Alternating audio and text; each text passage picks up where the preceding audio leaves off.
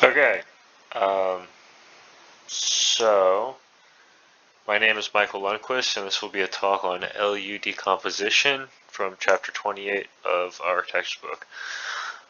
So why did I want to cover LU decomposition? LU decomposition is a technique using obviously linear algebra. Chapter 28 is on matrix operations.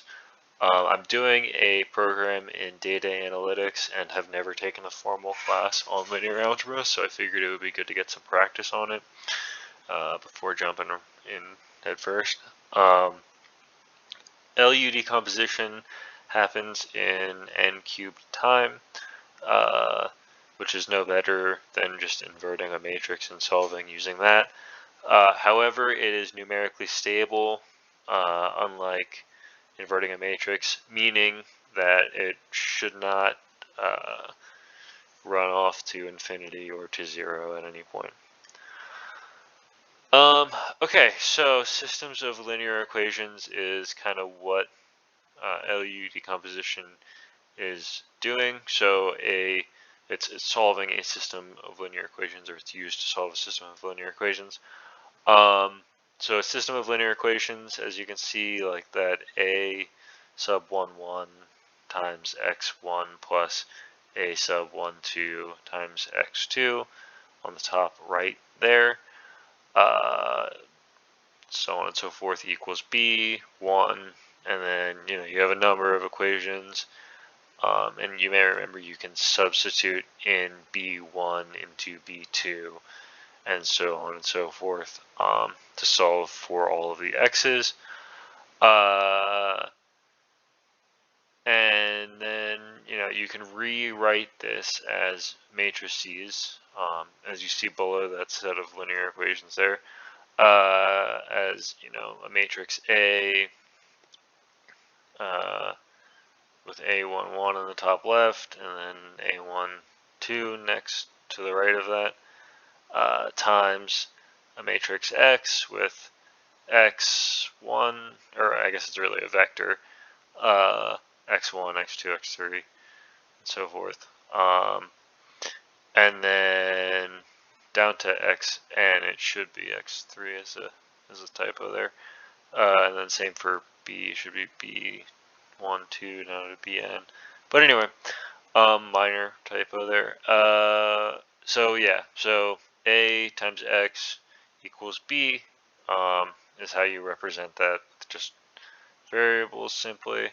So this has a bunch of applications. I'm not going to get into them here, just in the interest of time, but you don't have to look too hard to find them. Okay, so restrictions on this method of solving that set of linear equations there. A has to be, or it has to be an n by n. Yeah, A has to be n by n. And then the A also has to be invertible, or non-singular, however you want to say it. And a quick way of checking if a matrix is non-singular is checking if its determinant is not 0. If you don't have an n by n matrix, the matrix could be overdetermined or underdetermined. An overdetermined matrix will have less equations than unknowns, and an overdetermined matrix will have more equations than unknowns. An underdetermined matrix may have an infinite number of solutions, and an overdetermined matrix may have no solutions. Okay. LU decomposition calculates L and U such that LU equals PA. For me, I'm using the identity matrix as P, so LU equals A for me. A is obviously the A from the last slide, or maybe 2 slides ago. Yeah, 2 slides ago. And then L is a lower unit triangular matrix, and U is an upper triangular matrix. L is, like I said, a unit lower triangular matrix, so that means it has 1s on the diagonal. That's what the unit means. As you can see, L times U equals A here. L on the far left has 1s on the diagonal, as I described in the last slide. And then U and L, or L and U, are calculated using the Lu decomposition function, which I will now describe. So what I did here, I wrote at each iteration of the Lu decomposition algorithm, I wrote the state of A at the top there. So at the first iteration, we start off with just A as it is. And then the second, we edit A in place, which will eventually become L and U all in place, which will split out to L and U respectively. So what happens in this first iteration, as you can see, I marked the 2 in the top left bold, then I underlined the first row and the first column, on excluding the 2. So that top left, that bolded top left in A is called the pivot. The top column, or the top row, is W transpose, or W superscript T. And those are all underlined, and then the left column is V, again underlined. And then A prime is the matrix below WT and to the right of V. That submatrix there. So what we do is we're going to convert A prime into a Schur complement with the formula for each element in A prime.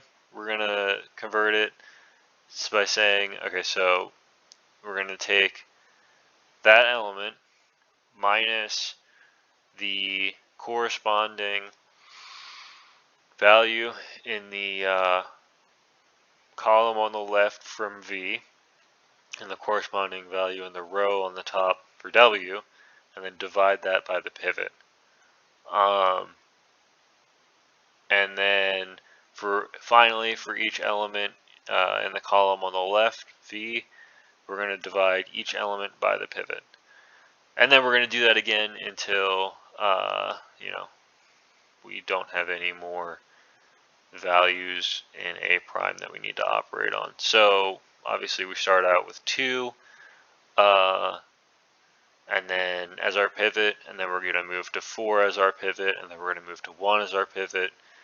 And then at each step there, we're, reducing our operation space by, log n or something. I don't know. So anyway, here's the code for LU decomposition. One thing to be aware of, the lines 7 through 9 is just a trick NumPy lets you get away with for getting columns or rows or submatrices more easily. It's just an indexing trick provided by NumPy. Everything else is pretty straightforward. This, I used recursion instead of the iterative approach provided in the book because I find it slightly easier to understand. And there's not too big of a deal on, size of the matrix. Shouldn't really hit an issue with that for quite some time. Okay, so now we have L and U, right? And L times U equals A, but that doesn't necessarily give us the solution to X. So now I'll walk us through solving for X. So as I said, LU equals PA, where P is the identity matrix, so LU equals A. So now we substitute LU in for A in AX equals B. So we get LUX equals B, and then we just rename UX to Y, so LY equals B. Okay, so that's what we're doing there. So what we can do now that we have Y, y times L times y equals B. Well, we know the top left element of L is going to be a 1. And we actually know all the diagonals of L are 1s. So we know, y1 is going to equal to B, I guess y0 is equal to B0, but yeah, y1 is equal to B1, basically. The first element of the top left, the first element of y is going to be the first element of B. And then the second element of y also gets multiplied by a 1. When you do, basically, when you multiply out that triangular matrix, you end up getting a 1 times each element. And it's not that simple necessarily, but that's kind of what goes on. That process that you get, that you're able to like solve for that stuff, it's called forward substitution. And then once you've done that, you can then solve for x in a similar process called back substitution, where you just take each element of y and then figure out x from it. In the book, they use this pi thing, and actually in my code I implemented it too.